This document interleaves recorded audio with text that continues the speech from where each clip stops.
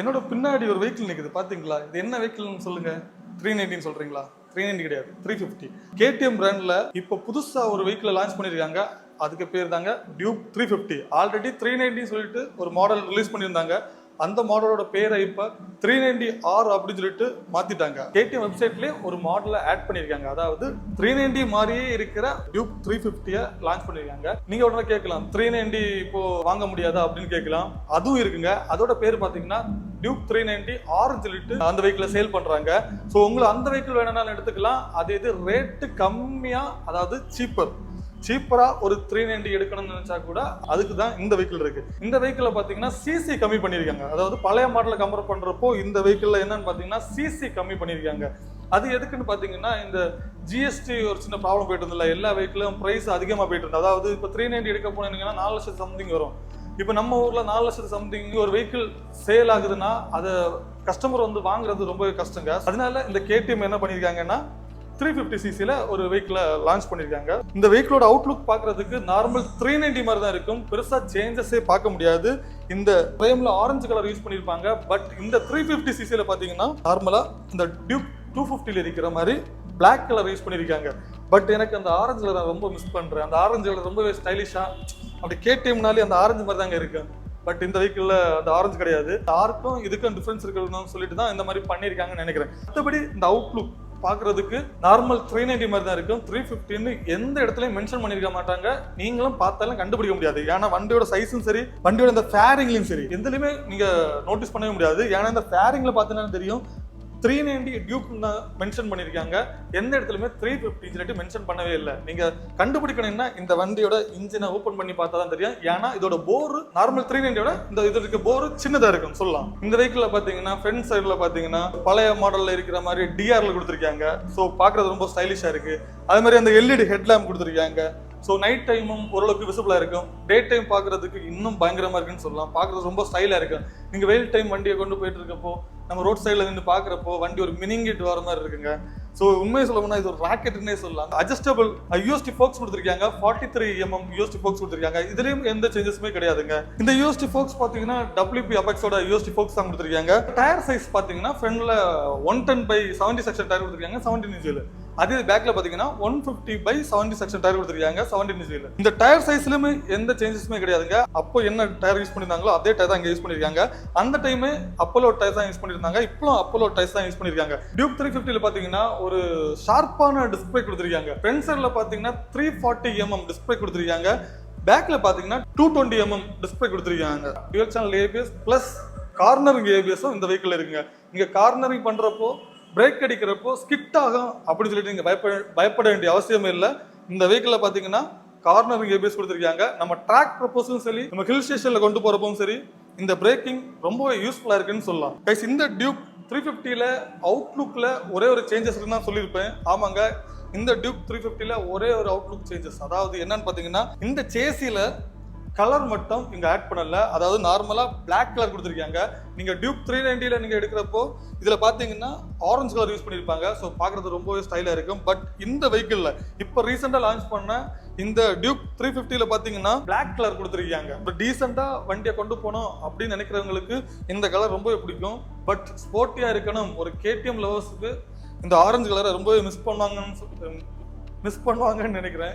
இந்த வெஹிக்கிளோட டிசைனை பத்தி பார்ப்போம். ஃபேரிங்ல பாத்தீங்கன்னா 390 டியூக்னு சொல்லிட்டு கிராபிக்ஸ் லேபிள் பண்ணிருக்காங்க. உங்களுக்கு தேவையில்லைன்னா இந்த ஸ்டிக்கரை நீங்க இலக்கி எடுத்துடலாம். அதுவும் ஒரு ஃபைபர்லாம் யூஸ் பண்ணிருக்காங்க. இங்க டேங்க்ல பாத்தீங்கன்னா மெட்டல்ல யூஸ் பண்ணிருக்காங்க. பாத்தீங்கன்னா தெரியும், ஒரு குவாலிட்டியான ஒரு மெட்டல் தான் யூஸ் பண்ணிருக்காங்க. ஸோ அதே மாதிரி இந்த சைடு பீஸ் இது ஒரு ஃபைபர் தான் யூஸ் பண்ணிருக்காங்க. இதுலயும் ஒரு ஆரஞ்சு வித் ஒரு கிரே கலர் ஸ்டிக்கர் லேபிள் பண்ணிருக்காங்க. உங்களுக்கு பிடிக்கலன்னா கூட இதை நீங்க எடுத்துக்கலாம். இது நிறைய பேர் பிளாஸ்டிக்னு நினைப்பாங்க. பட் இது பிளாஸ்டிக் கிடையாது. இது மிட்லண்டு பேக்ல வர சேசி தாங்க. இது ஒரு அழகான ஒரு கிராபிள் யூஸ் பண்ணிருக்காங்க. இந்த கிராபிள் எனக்கு பர்சனலாவே ரொம்ப பிடிக்கும். அதாவது ஏன் அப்படி சொல்றேன்னு பாத்தீங்கன்னா, ரியல் டெய்லைட் இருக்கு. அந்த ரியல் டெய்லைட்டை ப்ரொடெக்ட் பண்ற மாதிரி இந்த கிராபிள டிசைன் பண்ணிருப்பாங்க. ஸோ அதனால இந்த கிராபிள் எனக்கு ரொம்பவே பிடிக்குன்னு சொல்லலாம். டயர் ஹக்கர் டிஃபால்ட்டா வராதுங்க.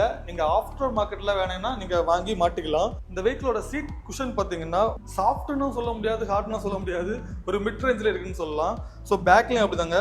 பில்லியன் சீட்டும் ஓரளவுக்கு ஒய்டா இருக்குன்னு சொல்லலாம். நிறைய வெஹிக்கிள் பாத்தீங்கன்னா ஒய்டு கம்மியா இருக்கு, அதாவது ரொம்ப சின்னதா இருக்குன்னு சொல்லலாம். பட் இந்த 350யோட சீட்டு பில்லியன் சீட்டு பார்த்தீங்கன்னா ரொம்பவே ஒய்டாக இருக்கு. இந்த வெஹிக்கிளோட கிரவுண்ட் கிளியரன்ஸ் பார்த்தீங்கன்னா 183 mm கிரவுண்ட் கிளியரன்ஸ் கொடுத்துருக்காங்க. நம்ம சிட்டி சைடு ஓட்டுறதுக்கும் சரி லாங் போகிறதுக்கும் இந்த கிரவுண்ட் கிளியரன்ஸ் ரொம்பவே யூஸ்ஃபுல்லாக இருக்குன்னு சொல்லலாம். ஸோ இந்த வெஹிக்கிளில் பார்த்தீங்கன்னா 800 mm சீட் ஹைட் கொடுத்துருக்காங்க. ஷார்ட் ரைடராக இருந்தாலும் இந்த வெஹிக்கிள் ஓரளவு சூட்டபுளாக இருக்குன்னு சொல்லலாம். ஸோ நான் ஒரு 6 feet இருப்பேன். ஸோ எனக்கு எப்படின்னு சொல்லிட்டு பார்ப்போம். எனக்கு ஷார்ட்டாக தாங்க இருக்கு. 800 mm இருக்குதால ஷார்ட் ரைடராக இருந்தாலும் சரி, மீடியம் ரைடராக இருந்தாலும் சரி, இந்த வெஹிக்கிள் எல்லாருக்குமே சூட்டபுளாக இருக்குன்னு சொல்லலாம். டியூக் 350 எடுக்கிறப்போ கால் எத்தாதோ அப்படின்னு நிறைய பேர் யோசிப்பாங்க. பட் அப்படி கிடையாது. நீங்கள் அப்படி உங்களுக்கு டவுட் இருந்துன்னா கண்டிப்பாக டெஸ்ட் ட்ரைவ் பண்ணி பாருங்க. வெயிட் எவ்வளோன்னு பார்த்தீங்கன்னா 168 கிலோ இருக்குங்க. ஃபைனலி 350யோட இதயத்தை பற்றி பார்ப்போம். ஸோ இந்த வெஹிக்கிளில் பார்த்தீங்கன்னா 349.3 cc இன்ஜின் யூஸ் பண்ணியிருக்காங்க. இதோட பிஎஸ் பவர் பார்த்தீங்கன்னா 41.5 PS பவர் யூஸ் பண்ணியிருக்காங்க. அது டார்க் பார்த்தீங்கன்னா 33.5 Nm டார்க் யூஸ் பண்ணியிருக்காங்க. இங்கே பழைய வண்டியை கம்பேர் பண்ணுறப்போ இதோட டார்க்கு, இதோட பவர், இதோட சிசி எல்லாமே கம்மியாக இருக்கும். ஸோ பழைய வண்டியில் பார்த்தீங்கன்னா 399.5 cc இன்ஜின் யூஸ் பண்ணியிருப்பாங்க. அதே மாதிரி பவர் பார்த்தீங்கன்னா 46 PS பவர் இருக்கும். டார்க் பார்த்தீங்கன்னா 39 Nm டார்க் யூஸ் பண்ணியிருப்பாங்க. ஸோ அதை கம்பேர் பண்ணுறப்போ இந்த வெஹிக்கிளில் எல்லாமே கம்மியாக இருக்குது. இதனால உங்களுக்கு ப்ராப்ளம் எங்கே வரும்னு பார்த்தீங்கன்னா, நீங்கள் டாப் ஸ்பீட் அடிக்கிறப்போ அது 180 போகுதுன்னா இது ஒரு 160 வரைக்கும் போகும். ஸோ அந்த டாப் ஸ்பீடு நமக்கு தேவையில்லை. இப்போ இந்த சிசி கம்மி பண்ணதால என்ன பெனிஃபிட் பார்த்தீங்கன்னா, உங்களுக்கு மைலேஜ் கொஞ்சம் அதிகமாக கிடைக்கும். கேடிஎம் பைக் எடுக்கிறப்போ ஹீட்டிங் இஷ்யூ இருக்குன்னு சொல்லிட்டு நிறைய பேர் சொல்றீங்க. ஸோ அந்த ஹீட்டிங் இஷ்யூ இந்த வெஹிக்கிளில் நார்மல் 390 கம்பேர் பண்ணுறப்போ இதில் கொஞ்சம் கம்மியாக இருக்குன்னு சொல்லலாம். சிட்டி செல் ஓட்டுறதுக்கும் இந்த ஹீட்டிங் இஷ்யூ இல்லாத பட்சத்தில் நம்ம ஓட்டுறதுக்கும் ரொம்ப கம்ஃபர்டபுளாக இருக்கும். ஸோ அதனால எனக்கு இது ஒரு பெனிஃபிட் மாதிரி எனக்கு ஃபீல் ஆகுது. உங்களுக்கு ஃபீல் ஆச்சுன்னா கமெண்ட் பண்ணுங்க. ஸோ இந்த வெஹிக்கிளோட ஃபியூல் டேங்க் கெப்பாசிட்டி பார்த்தீங்கன்னா 15 liters ஃபியூல் டேங்க் கெப்பாசிட்டி கொடுத்துருக்காங்க. ஸோ இதோட மைலேஜ் எவ்வளோ கிளைம் பண்ணுறாங்கன்னா ஒரு 35 வரைக்கும் கிளைம் பண்ணுறாங்க. ஆனால் ரியல் மைலேஜ் பார்த்தீங்கன்னா ஒரு 30 தான் எதிர்பார்க்கலாம். ஒரு 25 to 30 எதிர்பார்க்கலாம். நீங்கள் ரொம்ப ரைஸ் பண்ணி ஓட்டினீங்கன்னா ஒரு 20 to 25 தான் கிடைக்கும். இந்த வெஹிக்கிளோட கீ பார்த்தீங்கன்னா இதாங்க. நார்மலாக கேடிஎம்ல கொடுக்குற கீ தான் யூஸ் பண்ணியிருக்காங்க. இதுலேயும் கேடிஎம் சொல்லிட்டு மென்ஷன் பண்ணியிருக்காங்க, இங்கேயும் கேடிஎம் சொல்லிட்டு தான் மென்ஷன் பண்ணியிருக்காங்க. ஸோ இப்படி ஆன் பண்ணுற பட்சத்தில் ஒரு 5 inch டிஎஃப்டி கன்சோல் ஆன் ஆகுது. ஸோ இந்த டிஎஃப்டி கன்சோலுக்கு நான் ஒரு அடிமைங்க. ஸோ ரொம்ப அழகாக இருக்கு இந்த டிஎஃப்டி கன்சோல். அதாவது டே டைமும் சரி நைட் டைமும் சரி ரொம்ப விசிபிளாக இருக்குன்னு சொல்லலாம் இந்த டிஎஃப்டி கன்சோல். ஸோ லெஃப்ட் சைடில் பார்த்தீங்கன்னா கீபேட் சுவிட்ச் கொடுத்துருக்காங்க. அதாவது இந்த கீபேட் சுவிட்ச் எதுக்குன்னு பார்த்தீங்கன்னா, இந்த ஸ்பீடாமீட்டரை கண்ட்ரோல் பண்ணுறதுக்கு கீபேட் சுவிட்ச் கொடுத்துருக்காங்க. இந்த சுவிட்ச் பார்த்தீங்கன்னா ஸ்பீட் கண்ட்ரோலும் க்ரூஸ் கண்ட்ரோல் இருக்குல்ல, க்ரூஸ் கண்ட்ரோலும் கண்ட்ரோல் பண்ணுற சுவிட்ச் தாங்க இந்த சுவிட்ச். இந்த சுவிட்ச் பார்த்தீங்கன்னா ஹெசார்ட் சுவிட்ச். அதுவரை பார்த்தீங்கன்னா இது இண்டிகேட்டர் சுவிட்ச், இது ஹார்ன் சுவிட்ச். கீழே பார்த்தீங்கன்னா க்ரூஸ் கண்ட்ரோல், ஸ்பீட் கண்ட்ரோலும் மைனஸ் ஆர் பிளஸ் பண்றதுக்கு கீழே ஒரு சுவிட்ச் கொடுத்துருக்காங்க. இது பார்த்தாலே தெரியும். ஸோ அதே மாதிரி இந்த இந்த வெஹிக்கிள் பார்த்தீங்கன்னா அட்ஜஸ்டபிள் லிவர்ஸ் கொடுத்துருக்காங்க. உங்களுக்கு பார்த்தாலே தெரியும். அதே மாதிரி adjustable USD forks, adjustable mono shocks கொடுத்துருக்காங்க. அது மாதிரி ரைட் சைடு சுவிட்ச் பார்த்தீங்கன்னா ஹில் சுவிட்ச் ஆன் சுவிட்ச் கொடுத்துருக்காங்க, ஆன் ஆஃப் சுவிட்ச் கொடுத்துருக்காங்க, ஸ்டார்ட் பண்ணுற சுவிட்ச் தனியாக கொடுத்துருக்காங்க. ஸோ எனக்கு இந்த கேடிஎம்ல பிடிச்சது இந்த சுவிட்ச் தனியாக கொடுக்குறது. அதாவது நான் ஸ்டார்ட் பண்ணுற சுவிட்ச் தனியாக கொடுக்குறது எனக்கு ரொம்ப பிடிக்கும். ஆனால் இப்போ நிறைய பிராண்ட்ல எல்லாம் தான் மாற்றிட்டு ஒரே சுவிட்சில் கொடுக்குறாங்க. Bloody sweet. இந்த வெஹிக்கிள் பார்த்தீங்கன்னா ரைட் பை த்ராட்டில் கொடுத்துருக்காங்க. இந்த த்ராட்டில் பார்த்தீங்கன்னா சென்சாரில் ஒர்க் ஆகும். இந்த த்ராட்டில் ரெஸ்பான்ஸ் பயங்கரமாக இருக்கும். இந்த வண்டியை நீங்கள் டெஸ்ட் ட்ரைவ் பண்ணி பார்த்தீங்கன்னா உங்களுக்கே தெரியும். இந்த த்ராட்டில் ரெஸ்பான்ஸ் ரொம்பவே நல்லா இருக்குன்னு சொல்லலாம். இந்த ஸ்பீடாமீட்டர் கன்சோலோட யூஐ வேற லெவலில் இருக்குன்னே சொல்லலாம். இதில் பார்த்தீங்கன்னா தெரியும் கியர் இண்டிகேட்டர்ஸ், எவ்வளோ ஸ்பீடு போகுது, ஆர்பிஎம் மீட்டர், நமக்கு தேவையான இன்ஃபர்மேஷன் எல்லாமே கீழே நம்ம செட் பண்ணிக்கலாம். அது மாதிரி மேலையில் பார்த்தீங்கன்னா வார்னிங் லோகோஸ் எல்லாமே காமிச்சிட்டு இருக்கு. இந்த என்ட்ரை கொடுக்குற பட்சத்தில் அதுக்கு முன்னாடி கில் சுவிட்ச் ஆன் பண்ணணும், அப்போ தான் என்ட்ரு ஆகும்.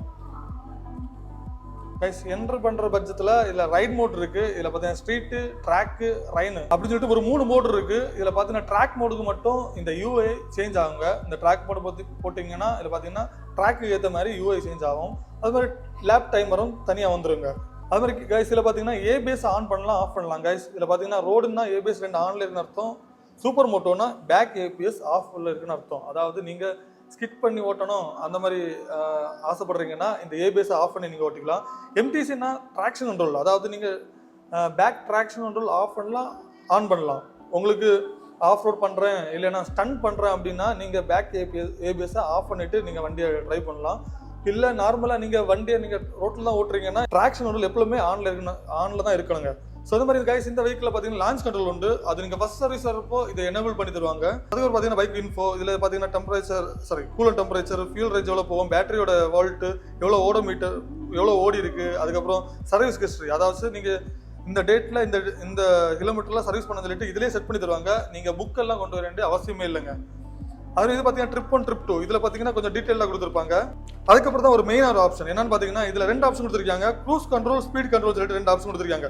நீங்கள் இந்த செட்டிங்ஸில் போய் இதில் என்ன செட் பண்ணுறீங்களோ, அதாவது இப்போ நான் ஸ்பீட் கண்ட்ரோல் சொல்லி செட் பண்ணிட்டேன்னா என்ட்ரு கொடுத்துட்டேன்னா இந்த பட்டனில் இந்த ஸ்பீட் கண்ட்ரோல் செட் ஆகிருக்கும். அதாவது நீங்கள் இதில் க்ரூஸ் கண்ட்ரோல் செட் பண்ணிட்டு என்ட்ரு கொடுத்துட்டீங்கன்னா இதில் க்ரூஸ் கண்ட்ரோல் செட் ஆகிருக்கும். நீங்கள் ஓட்டிட்டு போடுறப்போ இதை ஆன் பண்ணிட்டு இங்க நீங்க கண்ட்ரோல் பண்ணிக்கலாம், மைனஸோ பிளஸோ கண்ட்ரோல் பண்ணிக்கலாம். ஸ்பீட் கண்ட்ரோலோட மீனிங் என்னன்னு பாத்தீங்கன்னா, அதாவது நீங்க இதுல ஒரு 40 செட் பண்ணிட்டு ஒருத்தட்ட வண்டி ஓட்ட கொடுத்துட்டீங்கன்னா 40 மேல எவ்வளவு ரைஸ் கொடுத்தாலும் வண்டி ரைஸ் ஆகாது. ஸோ அதுதான் ஸ்பீட் கண்ட்ரோல். க்ரூஸ் கண்ட்ரோல்னா ஒரு லிமிட் ஸ்பீடா செட் பண்ணிட்டு நீங்க த்ராட்டில் கொடுக்க வேண்டாம், அப்படியே வண்டி போயிட்டே இருக்கும். நீங்க பிரேக்கோ இல்லைன்னா கிளச்சோ அப்ளை பண்ணீங்கன்னா வண்டி ஸ்லோ ஆயிரும். ஸோ இது லாங் போறதுக்கு, அதாவது டூரிங் பண்றதுக்கு இந்த க்ரூஸ் கண்ட்ரோல் ரொம்ப யூஸ்ஃபுல்லாக இருக்கும். ஸோ கைஸ், அதுக்கப்புறம் 2 ஆப்ஷன் இருக்குல்ல, இது ரெண்டுமே ப்ளூடூத் கனெக்டிவிட்டி. அதாவது நீங்கள் வண்டியில் ஃபோனை பேர் பண்ணிங்கன்னா இந்த 2 ஆப்ஷனும் எனேபிள் ஆகும். ஸோ இதில் பார்த்தீங்கன்னா tan by tan நேவிகேஷனும் இந்த வெஹிக்கிளில் ஷோ ஆகும். ஸோ லாங் போகிறதுக்கு ரொம்ப யூஸ்ஃபுல்லாக இருக்குன்னு சொல்லலாம். கைஸ், ஃபேவரட்னா என்னன்னு பார்த்தீங்கன்னா இந்த 4 ஆப்ஷன் இருக்குல்ல, இதாங்க உங்களுக்கு என்ன தேவையோ அதை நீங்கள் ஃபேவரட் பண்ணி வச்சுக்கலாம். குவிக் செலக்டர்னா என்னன்னு பார்த்தீங்கன்னா இந்த 2 சுவிட்ச்லையும் நீங்கள் ஏதாச்சும் செலக்ட் பண்ணிக்கலாம். அதே மாதிரி பார்த்தீங்கன்னா கனெக்டிவிட்டி இருக்குது. இதில் பார்த்தீங்கன்னா ஃபோன் பேர் பண்ணிக்கலாம், ஹெட்செட் பேர் பண்ணிக்கலாம். அது மாதிரி ஹெட்செட் டைப் பண்ணி பார்த்தீங்கன்னா இன்டர்காமும் பேர் பண்ணிக்கலாம். இது லாங் போகிறதுக்கு ரொம்ப யூஸ்ஃபுல்லாக இருக்கும். நீங்கள் ஃபோன் பேர் பண்ணிங்கன்னா பார்த்தீங்கன்னா இதில் SMS அலர்ட்ஸ், கால் அலர்ட்ஸ் எல்லாமே இதிலே நீங்கள் ஸ்பீடோமீட்டர் கன்சோல்லே நோட்டீஸ் பண்ணிக்கலாம். குவிக் ஷிஃப்டர் ப்ளஸ் இருக்குங்க, அதாவது நீங்கள் அப்பும் பண்ணிக்கலாம், டவுனும் பண்ணிக்கலாம். இந்த 390ல, அதாவது இந்த 350ல எப்படி தெரியல, 390ல இந்த குவிக் ஷிஃப்டர் சூப்பராக ஒர்க் ஆகுங்க. ஒரு குறிப்பிட்ட ஆர்பிஎத்துக்கு மேலே 10,000 20,000 ஆர்பிஎத்தில் போய் நீங்கள் அடிச்சிட்டு இருந்தீங்கன்னா டப்பு டப்புன்னு சவுண்டு தான் வரும். ஒரு 4,000 5,000 ஆர்பிஎத்துக்கு மேலே இந்த குவிக் ஷிஃப்டர் சூப்பராகவே ஒர்க் ஆகுன்னு சொல்லலாம். நார்மலாக 390ல என்னெல்லாம் ஃபீச்சர்ஸ் இருந்தோ அந்த ஃபீச்சர்ஸ் எல்லாமே இந்த வெஹிக்கிளில் இருக்குங்க. இந்த ஸ்பீடோமீட்டர் கன்சோலில் சைடில் ஒளிச்சு கொடுத்துருக்காங்க C டைப் சார்ஜர். ஸோ இதில் பார்த்தாலே தெரியும், நீங்கள் C டைப் சார்ஜர். மொபைல் ஹோல்டரை செட் பண்ணிட்டு சார்ஜரை நீங்கள் இங்கேயே பண்ணிக்கலாம். ஃபைனலி இந்த டியூக் 350யோட எக்ஸாஸ்ட் நோட் தான் கேட்க போகிறோம். ஸோ நானும் ஃபர்ஸ்ட் டைமாக கேட்க போகிறேன், எப்படின்னு சொல்லி பார்ப்போமா?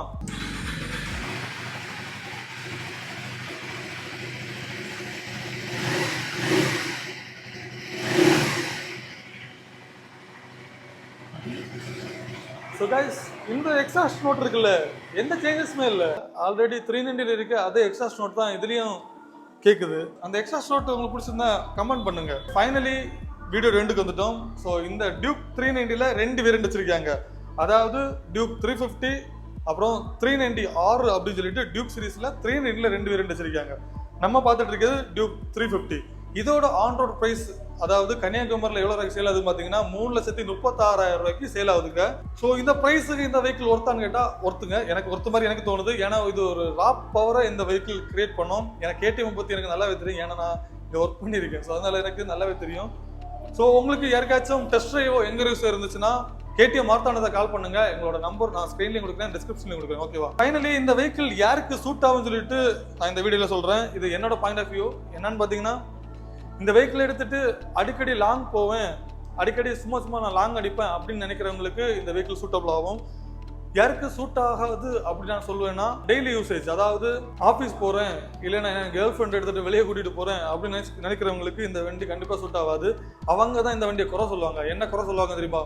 வண்டி ரொம்ப ஹீட் ஆகுது, அதுக்கப்புறம் வண்டி மைலேஜ் கிடைக்கல, அப்படி இப்படின்னு சொல்லி குறை சொல்லுவாங்க. ஏன் சொல்லுவாங்கன்னு பார்த்தீங்கன்னா, அவங்க தான் டிராஃபிக்கில் ரொம்ப நேரம் அதிகமாக நிற்பாங்க. ஸோ டிராஃபிக்கில் நிற்கிறதுக்கு ஒரு 350 cc கொண்டு போகணும்னு அவசியமே இல்லை. ஸோ அவங்க தான் இந்த வண்டியை குறை சொல்லுவாங்க. ஸோ அதனால அவங்க தான் அவாய்ட் பண்ணலாம். நீங்கள் லாங் போறீங்கன்னா இந்த வண்டியை கண்ணை மூடிட்டு எடுக்கலாம். ஸோ ஓரளவுக்கு மைலேஜும் தேவைக்கேற்ற மாதிரி பவரும் இந்த வெஹிக்கிளில் ப்ரொடியூஸ் பண்ணணும்னு சொல்லலாம். இந்த வெஹிக்கிள் பார்த்தீங்கன்னா கன்னியாகுமரியில் டியூக் 350 ஃபர்ஸ்ட் வண்டி டெலிவரி பண்ணுறது இந்த கஸ்டமர் தாங்க. இந்த கஸ்டமரோட பேர் பார்த்தீங்கன்னா சாய் விமல். ப்ரோ, கங்க்ராட்ஸ், நீங்கள் தான் இந்த கன்னியாகுமரியில் ஃபர்ஸ்ட் வெஹிக்கிள். அவங்களோட வெஹிக்கிள் தான் ரிவ்யூ எடுத்துகிட்டு இருக்கேன். ஸோ உங்களுக்கு ஃபர்ஸ்ட் தேங்க்ஸுங்க, உங்கள் வண்டியை ரிவ்யூ எடுத்து வந்ததுக்கு ரொம்ப நன்றி. இந்த வீடியோ பிடிச்சிருந்தா லைக் பண்ணுங்க. டாடா பாபாய், நெக்ஸ்ட் சந்திப்போம்.